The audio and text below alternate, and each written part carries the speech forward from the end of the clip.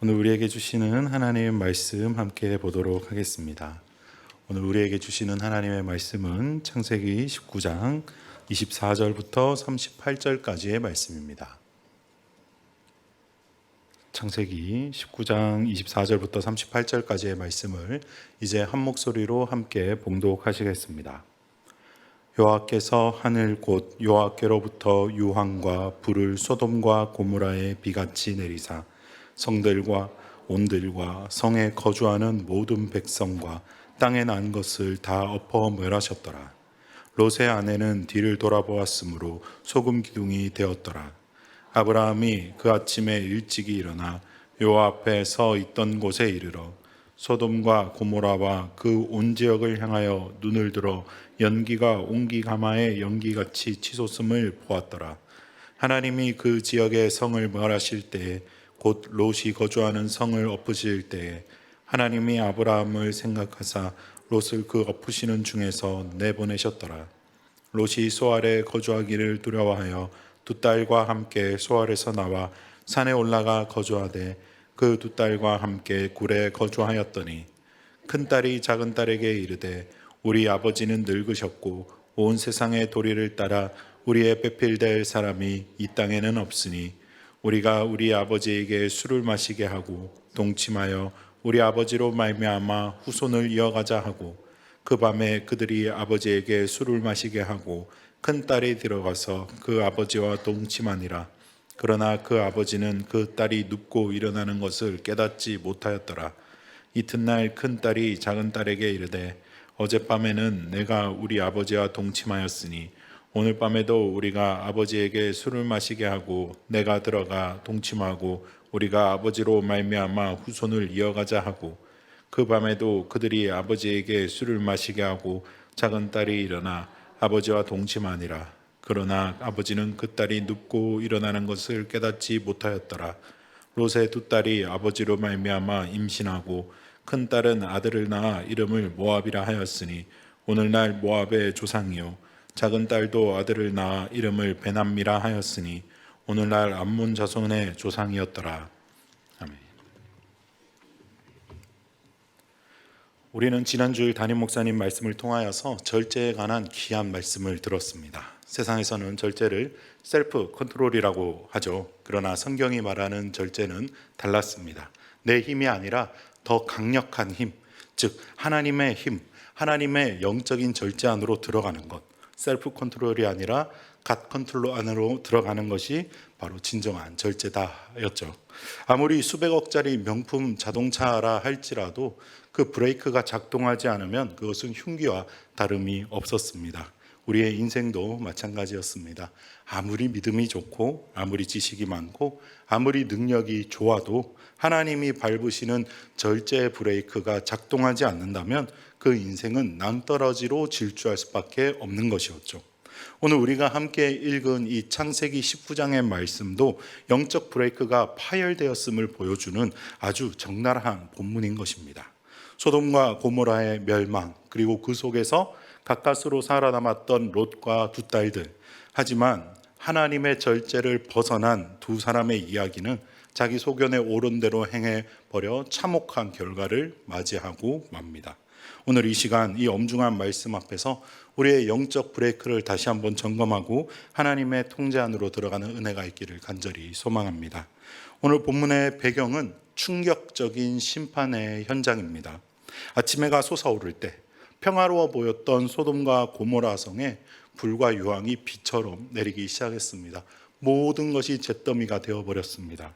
그들이 자랑하던 문화와 음란, 그들이 자랑하던 모든 세상의 것들이 잿더미가 되어버리고 말았습니다. 성경은 이 사건을 장차 오게 될 세상의 마지막 날, 곧 최후의 심판을 예표하는데요. 예수님께서도 이 때를 가리켜 이렇게 말씀하셨습니다. 누가복음 17장 28절에서 30절 말씀에 보시면 롯의 때와 같다라고 말씀하시며 먹고 마시고 사고 팔고 집을 짓고 소돔에서 나가던 날에 하늘에서 불과 유황이 비오듯 하여 그들을 멸망시켰다라고 말씀하십니다. 그러시면서 덧붙이시는 말씀이 인자가 나타나는 날에도 이러할 거다라고 주님께서 경고의 말씀을 주셨습니다. 사랑하는 여러분, 지금 우리는 어떤 시대를 살고 있으십니까? 성경은 지금 시대를 가리켜 말세다라고 말하고 있습니다. 요한 1서 2장 18절 말씀과 디모데후서 3장 1절 2절 말씀을 보시면 지금은 마지막 때다라고 분명하게 성경이 이야기하고 있습니다. 그리고 말세에 고통하는 때가 이른다라고 말씀하고 계십니다. 오늘날 뉴스를 보십시오. 브레이크 없는 자동차처럼 각종 사건, 사고가 끊이지 않습니다. 쾌락 사랑하기를 하나님 사랑하기보다 더하며 자기를 사랑하고 돈을 사랑하고 부모를 거역하고 소돔과 고모라보다 더하면 더했지 결코 덜하지 않은 세상입니다. 그런데 참으로 이상합니다. 세상은 날로 날로 이렇게 타락해 가는데 심판이 없습니다. 당장 하늘에서 불이 떨어져도 할 말이 없을 것 같은데 그 불이 떨어지지 않고 있습니다. 어제와 같은 오늘이 반복되고 있고 오늘과 같은 내일이 반복되고 있는 것처럼 보입니다. 평온한 일상이 이어지는 것 같습니다. 우리는 이 현상을 어떻게 이해해야 할까요? 하나님께서 심판을 포기하신 것일까요? 아닙니다. 하나님께서는 심판의 유예를 택하고 계십니다. 하나님께서 심판을 취소하신 것이 아니라 잠시 멈추고 계신 것이죠. 유예된 시간 속에 우리가 서 있습니다. 터지기 직전인 땜을 하나님께서 막고 계시는 형국인 것이죠. 베드로후서 3장 9절 말씀은 이렇게 말씀하십니다. 주의 약속은 어떤 이들이 더디다고 생각하는 것 같이 더딘 것이 아니라 오직 주께서는 너희를 대하여 오래 참으사 아무도 멸망하지 않고 다 회개하기에 이르기를 원하시느니라. 아멘. 하나님께서 심판을 더디게 하시는 이유 단 하나입니다. 바로 주님의 사랑 때문인 것이죠.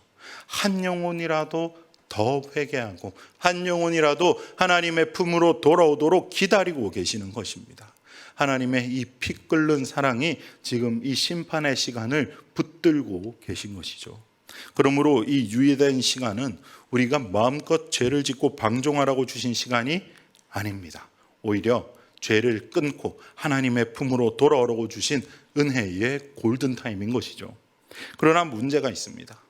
이 지속되는 평안으로 인해서 우리는 치명적인 영적인 착각을 종종 한다라는 것입니다. 아무런 징계도 없고 당장 내 삶에 불이 떨어지지 않으니까 하나님이 심판하시는 분이시다라는 것에 대한 자각이 좀 적은 것 같습니다. 현대 교회의 강단들을 보아도 그런 것 같습니다. 우리는 사랑의 하나님에 대해서는 많이 듣습니다. 또 그리고 좋아합니다. 나를 위로해 주시고 복 주시는 하나님에 대해서 아멘으로 화답하며 은혜 받습니다. 그러나 공의의 하나님, 죄에 대해서 진노하시고 철저히 심판하시며 거룩한 절제를 요구하시는 하나님의 말씀은 불편해할 수 있습니다. 하지만 사랑하는 여러분, 우리가 정말 놓치지 말아야 할 단 하나의 진리는 무엇입니까? 하나님께서는 사랑의 하나님인 동시에 공의의 하나님이시다라는 것입니다. 사랑과 공의가 서로 다른 것처럼 보이지만 서로 다른 것이 아닙니다. 그 둘은 같은 말입니다. 사랑이 빠진 공의는 맹목적인 폭력이고 공의가 빠진 사랑은 감상주의에 불과합니다. 이 사랑과 공의가 입맞춘 곳이 어디입니까? 그렇습니다. 십자가입니다. 예수 그리스도의 십자가입니다. 죄에 대해서 반드시 죽으리라 라는 하나님의 말씀에 우리의 모든 죄를 지시고 그곳에서 심판대의 어린 양으로 죽으신 예수 그리스도, 동시에 우리를 살리시기 위해서 아들을 내어주신 하나님의 사랑이 증명된 곳, 십자가인 것입니다. 사랑하지 않으면 공의를 말할 수 없으며 공의를 말하지 않으며 사랑을 말할 수 없는 것입니다. 오늘 본문인 창세기 19장에서도 이 공의와 사랑이 명확하게 드러납니다. 소돔과 고모라를 태우시는 하나님의 불길은 결코 죄를 용납하지 않으시는 하나님의 공의의 손길입니다.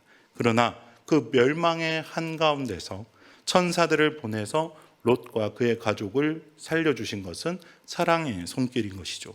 바로 이 지점, 심판과 구원 사이, 공의와 사랑의 긴장 속에 서 있는 이곳, 우리 성도님들은 어떤 마음으로 살아가셔야 하겠습니까? 오늘 본문을 통해 세 가지 원칙을 점검하며 하나님의 은혜를 나누고자 합니다. 첫째로 우리는 롯의 철을 기억하며 시선의 절제를 이루어야 한다라는 것입니다. 오늘 본문 26절 말씀을 한번 보시겠습니다. 롯의 아내는 뒤를 돌아보았으므로 소금 기둥이 되었더라 라고 말씀하고 있습니다. 천사가 소돔 성에서 빠져나올 때 그들에게 엄중하게 경고했었습니다. 17절 말씀을 보시면 돌아보거나 들에 머물지 말고 산으로 도망하여 멸망함을 면하라 라고 말씀하고 있었습니다. 단순한 대피 지침이 아니라 생명을 건 명령이었죠. 하나님의 통제를 따르라 라는 명령이었습니다. 그러나 롯의 아내는 뒤를 돌아보았습니다. 그녀가 왜 뒤를 돌아보았을까요? 단순히 뭔가 쾅쾅쾅쾅 터지는 소리가 나서 놀라서 돌아본 것일까요? 호기심에 돌아본 것일까요? 아닙니다. 인생의 방향이 그곳에 있었기 때문입니다. 발은 소돔성을 빠져나와 뚜벅뚜벅 걸어갔지만 삶의 미련은 여전히 소돔과 고모라 성에 있었다라는 것입니다. 그들을 평생 바쳐서 모아온 재물과 집터, 그리고 그가 누렸던 화려한 문명, 즐거운 파티, 그것을 보고 싶었던 욕망, 그 갖고 싶었던 미련, 절제하지 못한 것이었습니다. 가장 중요한 생명을 위해서 덜 중요한 세상의 즐거움을 끊어내지 못한 결과였죠. 롯의 처는 이 시선의 절제에 실패했습니다. 하나님의 명령이라는 브레이크를 밟지 않고 자신의 욕망의 엑셀을 밟아버린 것입니다. 그 결과 소금 기둥이 되고 말았습니다. 이것은 오늘날 우리에게 주시는 엄중한 경고입니다. 몸은 교회에 나와 있지만, 예배를 드리고 있지만 마음의 시선이 세상의 성공과 쾌락을 향해 돌아보고 있는 이중적인 상태, 바로 소금 기둥이 될 수밖에 없는 상태다라는 것을 성경을 통해 알 수 있습니다. 뿐만 아닙니다. 성경에는 이렇게 롯의 처처럼 절제하지 못하고 세상을 돌아보다가 망한 사람이 또 등장합니다. 바로 사도 바울의 동역자였던 데마라는 사람이었습니다. 빌레몬서 1장 24절 말씀에 보시면 데마에 대해서 사도 바울이 자신의 동역자라고 소개합니다. 자신의 동역자, 바울의 동역자라고 소개될 정도면 어느 정도 신앙이었는지 짐작하실 것입니다. 그러나 디모데 후서 4장 10절에 가면 데마가 이렇게 되어버렸습니다. 데마는 이 세상을 사랑하여 나를 버리고 데살로니가로 갔고, 세상을 사랑하여, 이것이 바로 데마가 실패한 이유인 것입니다. 그는 사명의 길을 걷고 있었지만 끊임없이 세상을 곁눈질했던 것입니다. 세상의 안락함, 세상의 명예, 세상을 향한 시선을 절제하지 못한 결과가 바로 사명자, 사역자까지도 실패하게 만드는 원인이 된다는 것을 성경은 분명히 말씀하고 있습니다. 롯의 처와 데마의 이야기는 다른 사람의 이야기가 아닌 바로 우리 자신의 이야기일 것입니다. 우리도 예수 그리스도의 보혈로 인해 건짐받은 사람들입니다. 성도입니다. 그런데 여전히 세상을 향해 뒤를 힐끔힐끔 바라보고 있지는 않습니까? 보고 싶은 것 다 보고, 하고 싶은 것 다 하고, 탐하고 싶은 것 다 탐하면서 십자가의 좁은 길을 걸을 수는 없는 것입니다. 예수님께서는 이 영적인 원리를 농부의 쟁기질에 비유하며 이렇게 말씀하셨습니다. 누가복음 9장 62절 말씀해 보시면 예수께서 이르시되 손에 쟁기를 잡고 뒤를 돌아보는 자는 하나님의 나라에 합당하지 아니하니라 하시니라 라고 말씀하셨습니다. 예수님께서 왜 하필 쟁기에 비유를 하셨을까요? 농부가 밭을 갈 때 쟁기를 잡고 앞으로 나아갑니다. 그런데 쟁기에 시선을 두는 것이 아니라 목표점, 밭 끝에 시선을 두고 갑니다. 그래야 일자로 밭고랑이 제대로 나죠. 그런데 뒤를 돌아보면 비틀비틀하게 됩니다. 삐뚤삐뚤하게 가게 됩니다. 그렇습니다. 한 해 농사를 마치게 되는 것입니다. 롯의 아내가 그랬듯이 시선이 이탈하면 망하게 된다라는 것이죠. 예수님께서 단호하게 말씀하십니다. 하나님 나라에 합당하지 않는다. 제자의 길은, 예수 그리스도를 따르는 그리스도인의 삶은 오직 하나님만 바라보고 나아가는 삶입니다. 운전을 할 때도 앞을 보고 운전을 해야지 백미러만 보고 운전하시는 분 계십니까? 반드시 사고가 나기 마련입니다. 앞만 보고 하나님만 바라보고 나아가는 여러분 되시길 간절히 소망합니다. 사도 바울도 이 쟁기질의 영성을 알고 있었습니다. 그는 자신의 신앙을 고백하며 우리에게 거룩한 도전을 주는데요, 빌립보서 3장 13절에서 14절 말씀을 보시면, 뒤에 있는 것은 잊어버리고 앞에 있는 것을 잡으려고 표대를 향하여 그리스도 예수 안에서 하나님이 위에서 부르신 부름의 상을 위하여 달려간다라고 고백합니다. 사도 바울은 뒤에 있는 것 잊어버렸다고 말합니다. 화려한 스펙이었든 부끄러운 죄악이었든 이미 지나간 것에 마음을 빼앗기지 않겠다는 거룩한 절제의 결단입니다. 오직 표대 대신 예수 그리스도에게 시선을 고정하는 여러분 되시길 간절히 기원합니다. 둘째로, 우리는 심판 중에도 중보자를 기억하는 하나님을 바라봐야 합니다. 오늘 본문 19장 29절 말씀을 함께 읽어보도록 하겠습니다. 시작. 하나님이 그 지역의 성을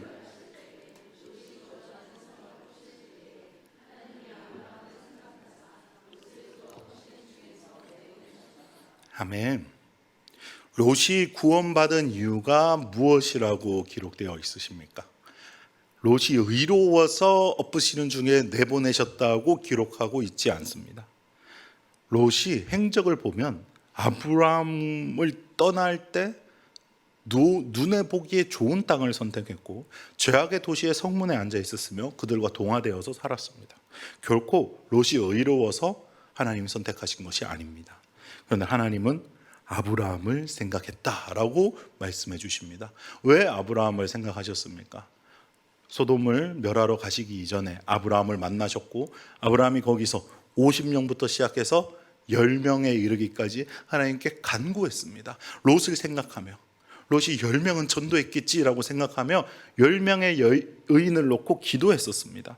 그 아브라함을 생각해 주신 것이죠. 이것이 오늘 우리에게 어떤 의미가 있습니까? 험악한 죄 많은 세상이 멸망하지 않고 하나님의 자녀로 살아갈 수 있는 이유, 영원한 중보자 되시는 예수 그리스도가 우리에게 있기 때문입니다. 우리도 롯처럼 연약합니다. 때로는 세상과 타협하고 때로는 믿음 없는 모습을 보이기도 합니다. 그러나 하나님 보좌 우편에 우리를 위해 피 흘리신 예수 그리스도께서 아버지 되시는 하나님께 기도하고 계십니다. 중보하고 계십니다. 지금도 말할 수 없는 탄식으로 우리를 위해서 간구하시는 성령 하나님께서 우리와 함께 하십니다. 하나님께서 심판의 손을 드시려고 하시려 하더라도 예수 그리스도의 십자가를 보시고 예수 그리스도의 기도를 들으시며 심판을 유예하시며 피할 길을 열어주십니다. 이것이 바로 은혜인 것이죠. 내가 잘해서 받는 것은 보상이지만 자격 없는 자에게 주어지는 것, 그것이 바로 은혜입니다. 우리는 이 생각하시는 하나님의 은혜로 이 땅을 살고 있는 것이죠. 뿐만 아닙니다. 더 나아가서 이 말씀은 우리에게 중요한 사명을 깨우쳐 줍니다. 우리가 이 땅에 존재하는 이유입니다. 우리는 단지 롯처럼 겨우 구원받는 부끄러운 구원을 받는 자의 위치에 머물러서는 안 됩니다. 우리는 아브라함처럼 세상을 위해 나에게 맡겨진 양들을 위해 기도하는 중보자의 위치로 올라서야 합니다. 예수님께서는 우리를 세상의 소금이라고 말씀하셨습니다. 소금의 역할은 맛을 내는 것도 있지만 더 중요한 것은 썩지 않게 부패를 방지하는 역할을 해야 하는 것이죠. 세상이 죄악으로 인해서 썩어 문드러져 가고 있지만 완전히 멸망하지 않는 이유는 곳곳에 하나님의 아들 예수 그리스도를 닮은 여러분이 있기 때문입니다. 하나님께서는 지금도 에스겔 22장 30절 말씀처럼 이 땅을 위하여 성을 쌓으며 무너진 데를 막아서서 나로 하여금 멸하지 못하게 할 사람을 찾고 계십니다. 사랑하는 성도 여러분, 지금 우리가 살고 있는 이 땅, 우리의 가정, 우리의 직장, 우리의 나라, 영적인 소돔과 고모라 같다고 느끼십니까? 그렇다면 우리가 먼저 아브라함의 자리에 서야 합니다. 우리의 가정을 위해서, 우리의 나라를 위해서, 민족을 위해서 기도하는 사람, 그 한 사람이 바로 여러분 되시길 간절히 소망합니다. 셋째로, 두려움에 쫓기는 인간적인 방법이 아니라 인내와 절제로 하나님의 방법을 찾아야 한다라는 것입니다. 오늘 본문의 후반부인 30절부터 38절까지의 말씀은 롯과 그 두 딸의 이야기를 다루고 있습니다. 사실 이 부분은 설교하기에도 민망하고 읽기에도 참담한 내용을 다루고 있습니다. 그러나 하나님께서 이 부끄러운 역사를 성경에 기록해 두신 이유가 분명히 있습니다. 하나님으로부터, 하나님의 기적으로부터 놀라운 은혜로 살아남게 된 롯이 어떠한 모습으로 살아갔어야 마땅합니까? 구원받은 자의 모습으로 하나님께 제단을 쌓고 이제는 똑바로 살아야 되겠다, 이제는 하나님 말씀 붙들고 살아야 되겠다, 하나님의 약속을 붙들고 나도 아브라함처럼, 나도 삼촌처럼 살아야 되겠다라고 결단하고 살아야 마땅한 것 아니겠습니까? 그런데 롯은 그러지 않았습니다. 자기 통제에 실패합니다. 하나님의 통제를 벗어난 인간의 통제는 언제나 비참한 만료인 것이죠. 창세기 19장 30절 말씀을 보시면 롯이 소알에 거주하기를 두려워하여 두 딸과 함께 소알에서 나와 산에 올라가 거주하되 그 두 딸과 함께 굴에 거주하였더니 라고 말하고 있습니다. 지금 롯의 행동을 지배하는 감정이 무엇입니까? 두려움입니다. 왜 두려워했을까요? 소돔과 고모라에서 살아남은 단 한 사람이죠. 거기서 소알로 갔습니다. 근데 소알로 갔더니 이거 망해버렸죠. 소알 사람들이 재앙의 원인이 혹시 롯 너에게 있는 거 아니야? 라고 따질까 봐 두려운 것입니다. 자신의 목숨이 불안전하기 때문에 두려운 것입니다. 그런데 천사가 원래 롯을 꺼내줄 때 산으로 가라고 했었습니다. 20절, 22절 말씀을 보시면 산으로 가라고 하는 천사의 말에 롯이 이렇게 이야기합니다. 보소서, 저 성읍은 도망하기에도 가깝고 작으니 나를 그곳으로 보내주십시오. 내 생명이 거기서 보존되리다 라고 말합니다. 그런데 그 긴박한 상황 속에서도 하나님은 롯을 배려해서 알겠다, 그곳에 가라, 내가 그 성읍을 멸하지 않고 내 소원을 들어주겠다, 속히 도망하라, 멸하지 않겠다 라고 약속해 주십니다. 그래서 소알로 갔습니다. 그런데 두려워서 도망갑니다. 롯의 두려움은 감정에 지배받아서 하나님의 약속을 잊어버리게 만들었습니다. 뿐만 아닙니다. 문제는 여기서 끝나지 않았습니다. 아버지의 이런 믿음 없는 모습은 고스란히 딸들에게로 전염됩니다. 딸들은 세상이 망해버렸으니 이제 자신들의 배필이 없다라고 생각한 것입니다. 창세기 19장 31절 말씀을 보면 온 세상의 도리에 따라 우리의 배필될 사람이 이 땅에 없다라고 이야기합니다. 여기서 세상의 도리라는 말이 중요하죠. 딸들은 하나님의 법을 기다리는 인내와 절제를 선택하기 대신에 소돔에서 보고 배웠던 세상의 방식을 따르기로 결정합니다. 소돔은 어떤 땅이었습니까? 목적을 위해서라면 어떤 수단도 허용되는 무법의 천국이었습니다. 타락한 도시였습니다. 그 문화에 젖어 있던 두 딸들이 생각해낸 방법, 대를 이어야 한다라는 미명하에 아버지에게 술을 마시게 하고 동침한다는 어리석은 선택을 하고 만 것입니다. 그들은 어쩔 수 없었다라고 생각했을 것입니다. 상황이 급하니 다른 방법이 없다라고 합리화했을 수도 있습니다. 이것이 바로 상황 윤리죠. 그들은 하나님의 브레이크를 무시하고 상황이라는 핑계로 악셀을 또 밟은 것입니다. 물론 인간적인 눈으로 볼 때는 그렇게 보일 수도 있습니다. 그러나 하나님의 시각으로 보았다면 분명히 다른 길이 열렸을 것입니다. 하나님은 전능하신 분이십니다. 아브라함에게 100세의 아들을 주셨던 분이시죠. 그들이 동굴에서 나와 하나님의 약속을 붙들고 거룩하게 인내하며 절제했다면 하나님께서는 하나님의 때에 하나님의 방법으로 그들의 가정을 거룩하게 인도해 주셨을 것입니다. 그러나 그들은 기다리지 못했습니다. 아니, 기도하지 않았습니다. 욕망과 두려움을 절제하지 못하고 인간적인 꾀를 냈습니다. 그 결과가 어떻게 되었습니까? 결국 태어난 자손이 누구입니까? 그렇습니다. 큰 딸은 모압을 낳았고 둘째 딸은 암몬의 조상을 낳았습니다. 물론 하나님께서도 그들을 역사의 한 부분으로 인정하시고 살게 해주셨습니다. 하나님의 긍휼이죠. 그러나 영적인 역사를 보면 어떻습니까?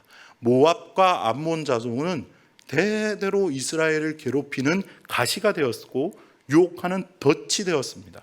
절제 없는 조급함, 인간의 방법으로 선택한 결과물은 결국 우리의 인생의 아픔으로 돌아온다는 사실을 기억해야 한다는 것이죠. 우리의 삶도 마찬가지입니다. 우리의 상황이 조금 어려울 때 하나님의 방법이 아닌 세상적인 방법을 선택하는 것, 남들도 다 그렇게 하니까 나도 그렇게 해도 돼 라고 생각하며 선택하는 것, 나만 정직하면 손해잖아 라고 하며 선택하는 것, 그것이 바로 소알에서 동굴로 돌아가는 선택인 것입니다. 이때 필요한 것은 성령의 열매인 절제를 구하시며 하나님의 방법을 구하는 것입니다. 이제 말씀을 맺도록 하겠습니다. 오늘 우리는 소돔과 고모라라는 거대한 심판의 불길 앞에서 각기 다른 곳을 바라보았던 사람들을 목격했습니다. 롯의 처는 과거의 화려함에 시선을 빼앗겨 소금 기둥이 되고 말았습니다. 롯의 딸들은 하나님을 기다리는 대신 인간적인 방법으로 참혹한 결과를 낳고 말았습니다. 그러나 여러분, 이 절망적인 실패가 끝이 아니었습니다.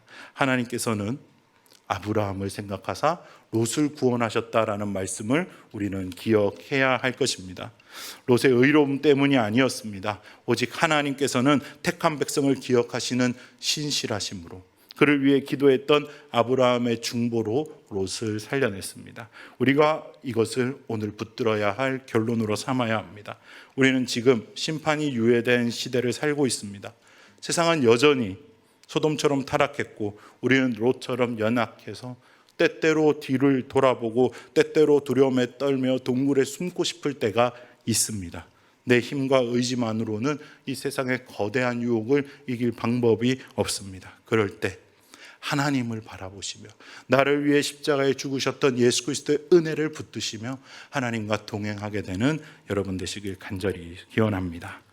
우리 이제 말씀을 생각하시면서 우리의 시선을 하나님께로 고정하며 시선 찬양 함께 부르시며 예배하겠습니다.